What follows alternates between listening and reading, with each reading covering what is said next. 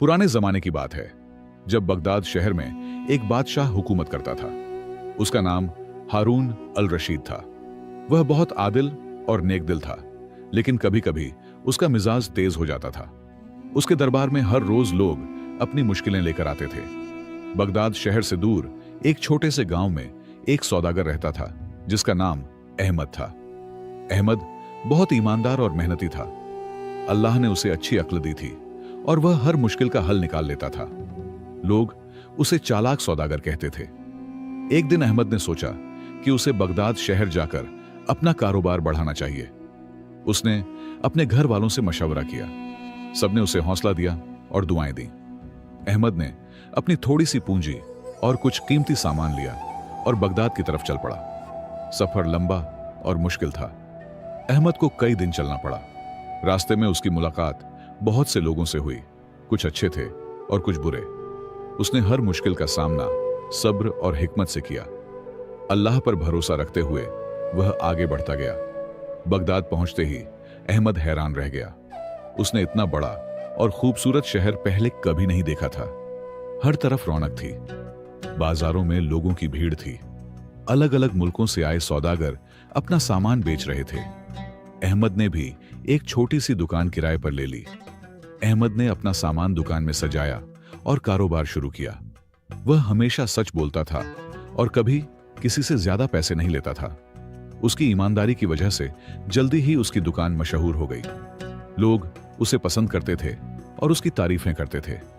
एक दिन बादशाह हारून अल रशीद ने अपना भेस बदलकर शहर का दौरा करने का फैसला किया। वह अक्सर ऐसा करता था ताकि लोगों की असली हालत जान सके। वह अपने वजीर जाफर के साथ बाजार में आया। जब वह घूम रहे थे तो उनकी नजर अहमद की दुकान पर पड़ी।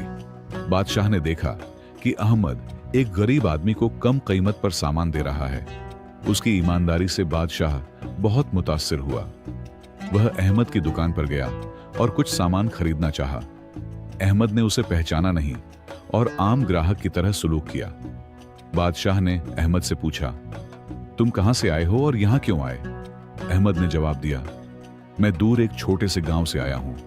मैं अपना रिज़्क़ हलाल कमाना चाहता हूं और अपने खानदान को अच्छी जिंदगी देना चाहता हूं। मेरी दुआ है कि अल्लाह मुझे कामयाबी दे। बादशाह अहमद की बातों से बहुत खुश हुआ। उसने अपने वजीर को इशारा किया और वहां से चला गया। अगले दिन बादशाह के सिपाही अहमद को दरबार में ले गए। अहमद बहुत हैरान और डर गया। उसे समझ नहीं आ रहा था कि बादशाह ने उसे क्यों बुलाया है। जब अहमद को बादशाह के सामने पेश किया गया तो उसकी हैरानी का ठिकाना न रहा। वही शख्स जो कल उसकी दुकान पर आया था, अब शाही लिबास में तख्त पर बैठा था। अहमद ने झुककर सलाम किया और कहा, जहां पनाह, यह गरीब सौदागर आपकी खिदमत में हाजिर है। बादशाह हारून अल रशीद मुस्कुराया और बोला, अहमद, मैं तुम्हारी ईमानदारी से बहुत मुतासिर हूं। मैं चाहता हूं कि तुम मेरे दरबार में रहो और मेरे खास मुशीर बनो। अहमद हैरान रह गया। वह एक आम सौदागर था, दरबार के कामकाज से बिल्कुल अनजान। अहमद ने अदब से कहा, जहां पनाह, मैं एक सादा सौदागर हूं। मुझे दरबार के उसूल और रस्में नहीं मालूम। मैं कैसे आपका मुशीर बन सकता हूं? बादशाह ने जवाब दिया, मुझे ईमानदार और सच्चे लोगों की जरूरत है, न कि चापलूसों की। बादशाह ने अहमद को कीमती खिलत दिया और एक खूबसूरत महल में रहने का इंतजाम किया। अहमद का दिल खुशी से भर गया। उसने अल्लाह का शुक्र अदा किया और सोचा कि अल्लाह ने उसकी ईमानदारी का इनाम दिया है। लेकिन उसे यह नहीं मालूम था कि आगे उसके लिए बड़ा इम्तिहान आने वाला है। दरबार में कुछ लोगों को अहमद की तरक्की पसंद नहीं आई, खास तौर पर वजीर आजम कामरान, जो हमेशा से बादशाह का करीबी मुशीर था। उसने अहमद को नीचा दिखाने की साजिश रची। वह मौके की तलाश में था ताकि अहमद की साख को नुकसान पहुंचा सके। एक दिन दरबार में एक अजीब मसला आया। दो ताजिर एक ही कीमती हीरे के मालिक होने का दावा कर रहे थे। दोनों के पास सबूत थे और दोनों अपने दावे पर कायम थे। बादशाह ने यह मामला अहमद के हवाले कर दिया ताकि वह इसे हल करे। वजीर कामरान बहुत खुश हुआ।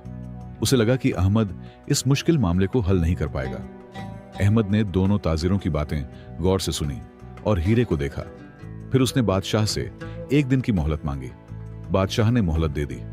अहमद ने पूरी रात अल्लाह से दुआ की कि वह उसे हिकमत और समझ बख्शे। अगले दिन जब दरबार लगा तो अहमद ने दोनों ताजिरों को बुलाया। उसने एक बड़ा पत्थर मंगवाया और कहा, जो सच्चा मालिक है वह अपना हीरा इस पत्थर पर मारकर तोड़ दे। यह सुनकर एक ताजिर चिल्लाया, नहीं, मैं अपने कीमती हीरे को तोड़ नहीं सकता। दूसरा ताजिर फौरन हीरा लेकर पत्थर की तरफ बढ़ा। अहमद ने उसे रोका और बादशाह से कहा, जहां अपना पहला ताजिर ही असली मालिक है। असली मालिक अपनी चीज को नुकसान नहीं पहुंचाएगा। बादशाह अहमद की हिकमत और अक्ल से बहुत खुश हुआ। उसने दूसरे ताजिर को सज्जा दी और पहले को हीरा वापस कर दिया। वजीर कामरान शर्मिंदा हो गया। अहमद की इज्जत दरबार में और बढ़ गई, लेकिन कामरान ने हार नहीं मानी। उसने अहमद के खिलाफ नई साजिश रचनी शुरू कर दी। कामरान ने अहमद के खिलाफ साजिश रचने के लिए अपने करीबी साथियों को बुलाया। उन्होंने यह मंसूबा बनाया कि अहमद पर खजाने में से कीमती जवाहरात चुराने का इल्जाम लगाया जाए। कामरान जानता था कि अगर यह योजना कामयाब हो गई तो बादशाह अहमद को सख्त सजा देगा। अगले दिन कामरान ने बादशाह के सामने शिकायत की, जहां पनाह, शाही खजाने से कुछ कीमती जवाहरात गायब हैं। मेरे जासूसों ने अहमद को शक की नजर से देखा है। बादशाह हैरान हुआ। उसे अहमद पर पूरा भरोसा था, लेकिन इतना संगीन इल्जाम नजरअंदाज नहीं किया जा सकता था। बादशाह ने अहमद को बुलाया और सख्ती से पूछा, क्या तुमने खजाने से कुछ लिया है? अहमद ने इत्मीनान से जवाब दिया, जहां अपना, मैंने आपकी अमानत में कभी खयानत नहीं की। अल्लाह मेरा गवाह है कि मैं बेगुनाह हूं। आप तहकीकात कराए। बादशाह ने अहमद की आंखों में सच्चाई देखी, लेकिन इंसाफ के लिए जांच का हुक्म दिया। कामरान बहुत खुश था। उसने अहमद के महल की तलाशी लेने का इंतजाम किया। अहमद परेशान नहीं हुआ। उसने अल्लाह पर भरोसा किया और दुआ की कि सच्चाई सामने आए। जब सिपाहियों ने अहमद के कमरे की तलाशी ली तो उन्हें एक खुफिया जगह से वही गायब जवाहरात मिल गए। अहमद हैरान रह गया। उसे समझ आ गया कि यह साजिश है, मगर उसके पास कोई सबूत नहीं था। अहमद को गिरफ्तार कर लिया गया। बादशाह को बहुत दुख हुआ। उसे अहमद पर यकीन था, लेकिन सबूत उसके खिलाफ थे। बादशाह ने कहा, मुझे अफसोस है अहमद, लेकिन तुम्हें सजा मिलनी चाहिए। अहमद ने कहा, जहां पनाह, मैं बेगुनाह हूं। अल्लाह मेरी मदद करेगा। मुझे एक मौका दें। बादशाह ने अहमद को 3 दिन की मोहलत दी। अहमद ने अपनी अक्ल लगाई। वह सोचता रहा कि कौन उसकी बदनामी चाहता है। उसने अपने नौकरों से पूछताछ की। एक नौकर ने बताया कि उसने कामरान के आदमियों को महल के आसपास घूमते देखा था। अहमद ने एक चाल चली। उसने शहर के मशहूर सुनार को बुलाया और पूछा कि क्या हाल ही में किसी ने उससे शाही निशान वाले जवाहरात की नकल बनवाई थी। सुनार ने बताया, हां, वजीर आजम कामरान के आदमी आए थे। उन्होंने बहुत जल्दी में यह काम करवाया था। अहमद ने सुनार को बादशाह के सामने पेश किया।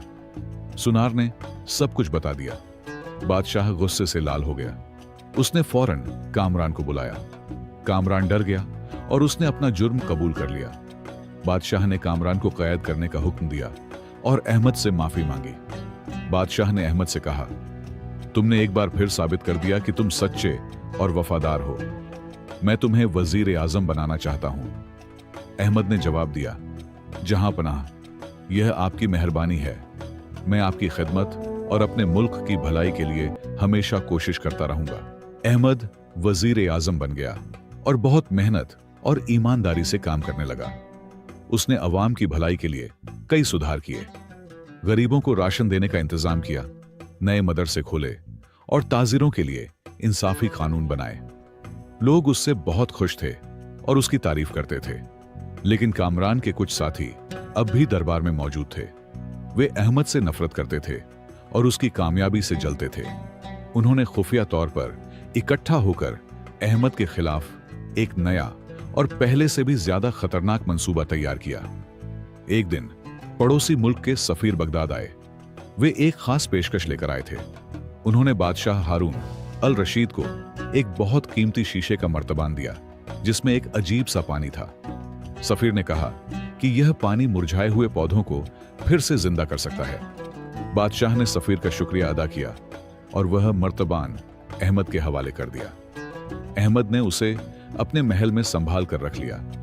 उसने पानी की खासियत को परखने का फैसला किया ताकि यह यकीन हो सके कि कहीं यह कोई धोखा तो नहीं है। कामरान के साथियों को यह मौका मिल गया। वे रात को चोरी छुपे अहमद के महल में घुस गए और मर्तबान में जहर मिला दिया। उनका मकसद था कि जब बादशाह इस पानी को इस्तेमाल करेगा तो वह बीमार पड़ जाएगा और इल्जाम अहमद पर लगेगा। अगले दिन बादशाह ने सब दरबारियों के सामने अहमद को बुलाया और कहा, इस पानी का कमाल सबको दिखाओ। अहमद ने एक मरा हुआ पौधा मंगवाया और उस पर पानी डालने ही वाला था कि अचानक उसे मर्तबान से एक अजीब सी बदबू आई। वह फौरन समझ गया कि कुछ गड़बड़ है। अहमद ने बादशाह से कहा, जहां अपना माफ कीजिएगा, मुझे यकीन है कि इस पानी में कुछ मिलाया गया है। अगर इजाजत दें तो मैं इसे आजमाऊं। बादशाह ने इजाजत दी। अहमद ने पास बैठे एक कुत्ते को थोड़ा सा पानी दिया। कुत्ता तुरंत बीमार हो गया। दरबार में हलचल मच गई। बादशाह गुस्से से लाल हो गया और बोला, यह किसने किया है? अहमद ने कहा, जहां अपना, अगर आप इजाजत दें तो मैं असली गुनहगार को पकड़ सकता हूं। बादशाह ने अहमद को 3 दिन की मोहलत दी ताकि वह अपराधी को ढूंढ सके। अहमद ने अपने वफादार साथियों की मदद से दरबार के हर शख्स पर नजर रखी। उसने यह खबर फैला दी कि उसे गुनहगार का पता चल गया है। यह सुनकर कामरान के साथी डर गए और आपस में झगड़ने लगे। एक ने दूसरे पर इल्जाम लगाया और आखिरकार सच्चाई सामने आ गई। अहमद ने साजिश करने वाले तमाम लोगों को बादशाह के सामने पेश किया। बादशाह ने उन सबको सख्त सजा दी। उसने अहमद से कहा, तुम्हारी अक्लमंदी ने आज मेरी जान बचा ली है। मैं तुम्हारा शुक्रगुजार हूं। अहमद ने मुस्कुराकर कहा, यह अल्लाह की मेहरबानी है जिसने मुझे समझ और हिकमत दी। सालों बीत गए। अहमद की शोहरत पूरे मुल्क में फैल गई। वह एक आदिल, न्यायी वजीर आजम था जो हमेशा सच्चाई और इंसाफ के साथ फैसले करता था। बादशाह हारून अल रशीद उसे अपने बेटे की तरह मानने लगा था और हर अहम फैसला उसी से मशवरा करके लेता था। एक दिन मुल्क में सख्त सूखा पड़ गया। बारिश न होने की वजह से फसलें तबाह हो गईं। लोगों में खाने की कमी हो गई और महंगाई बढ़ गई। परेशान अवाम बादशाह के महल के सामने जमा हो गई और मदद की गुहार लगाने लगी। बादशाह ने अहमद को बुलाया और पूछा, इस मुश्किल वक्त में हमें क्या करना चाहिए? अहमद ने कहा, जहां अपना, हमें शाही खजाने से पैसा निकालकर गरीबों की मदद करनी चाहिए। साथ ही पड़ोसी मुल्कों से अनाज मंगवाना चाहिए। अल्लाह हमारी मदद जरूर करेगा। बादशाह ने अहमद की बात मान ली। अनाज मंगवाया गया और लोगों में बांटा गया। अहमद ने खुद रातों को जागकर बांटने का इंतजाम किया ताकि हर जरूरतमंद तक मदद पहुंच सके। लोग उसकी मेहनत और खुलूस देखकर उसे दुआएं देने लगे। लेकिन सूखा बढ़ता गया। इस बार पड़ोसी मुल्कों में भी कहत पड़ गया। कोई भी बगदाद को अनाज देने को तैयार नहीं था। हालात बहुत खराब हो गए। अहमद की चिंता बढ़ गई। वह दिन रात सोचता रहा कि अब क्या किया जाए। एक रात अहमद को ख्वाब में एक बुजुर्ग नजर आए। उन्होंने कहा, अहमद, तुम मुल्क के मशरकी हिस्से में जाओ। वहां एक पुराना कुआं है जिसमें पानी मौजूद है। उस कुएं को फिर से खुदवाओ और पानी निकालो। अल्लाह की मदद से कहत दूर हो जाएगा। अहमद ने सुबह उठते ही बादशाह को अपना ख्वाब सुनाया। बादशाह ने फौरन सिपाहियों को भेजा। मशरकी इलाके में सचमुच एक पुराना कुआं मिला जो सालों से बंद था। अहमद खुद वहां पहुंचा और खुदाई का काम शुरू करवाया। सब लोग उसके साथ दुआ कर रहे थे। कई दिनों की मेहनत के बाद कुएं से पानी निकलना शुरू हुआ। यह पानी आम नहीं था, इसमें कुछ खास बात थी। जब इस पानी से खेत सींचे गए तो कुछ ही दिनों में फसलें उगाईं। लोगों में खुशी की लहर दौड़ गई। यह अहमद की हिकमत और अल्लाह की रहमत का नतीजा था। जल्द ही मुल्क में हर तरफ हरियाली छा गई। खेत लहलहाने लगे और खाने पीने की चीजें आसानी से मिलने लगीं। बादशाह बहुत खुश हुआ। उसने अहमद को गले लगाकर कहा, तुम हमारे मुल्क के लिए अल्लाह की नेमत हो। तुम्हारी वजह से हमने यह मुश्किल वक्त पार कर लिया। अहमद ने सर झुकाकर कहा, जहां अपना, यह सब अल्लाह की मेहरबानी है। मैं तो बस एक जरिया हूं।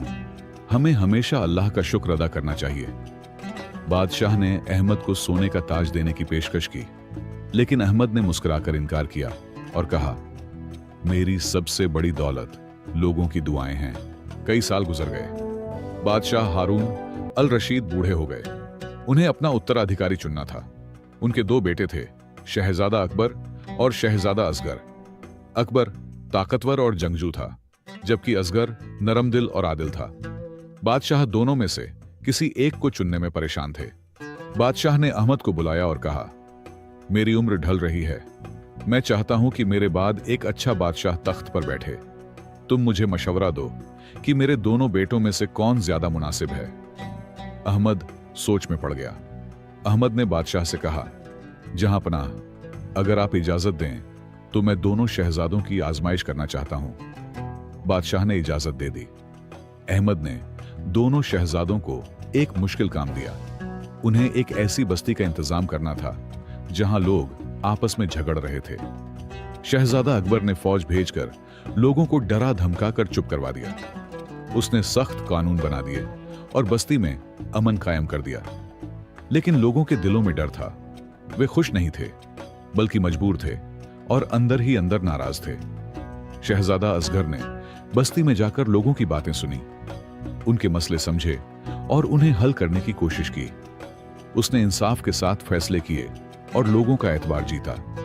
बस्ती में अमन तो था, लेकिन वह डर से नहीं, मोहब्बत से था। अहमद ने बादशाह को दोनों के तरीके बताए।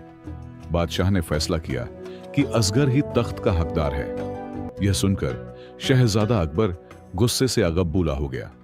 उसने अहमद से बदला लेने की ठान ली। उसने कुछ सिपाहियों को रिश्वत देकर अहमद के कत्ल की साजिश रची, लेकिन अल्लाह ने अहमद की हिफाजत की। एक वफादार नौकर ने अहमद को साजिश की खबर दी। अहमद ने बादशाह को बताने के बजाय हिकमत से काम लिया। उसने शहजादा अकबर को बुलाया और कहा, मैं जानता हूं तुम क्या करना चाहते हो, लेकिन बदले से कुछ हासिल नहीं होगा। अहमद ने अकबर को समझाया, एक अच्छा हाकिम वो नहीं होता जो ताकत से हुकूमत करे, बल्कि वो होता है जो लोगों के दिलों पर राज करे। तुम्हारे अंदर भी अच्छाई है, बस उसे बाहर लाने की जरूरत है। अल्लाह ने तुम्हें ताकत दी है ताकि तुम कमजोरों की हिफाजत करो। शहजादा अकबर अहमद की बातें सुनकर शर्मिंदा हो गया। उसने अहमद से माफी मांगी और अपनी गलती का एतराफ किया। अहमद ने उसे गले लगाया और बादशाह के पास ले गया। उसने बादशाह से कहा, जहां अपना अकबर में भी एक अच्छे बादशाह बनने की सलाहियत है, उसे मौका दें। बादशाह ने अहमद की बात मानी। उसने फैसला किया कि असगर तख्त का वारिस होगा और अकबर फौज का सरबराह। दोनों भाई मिलकर मुल्क चलाएंगे। अहमद की हिकमत ने खानदानी जंग से मुल्क को बचा लिया।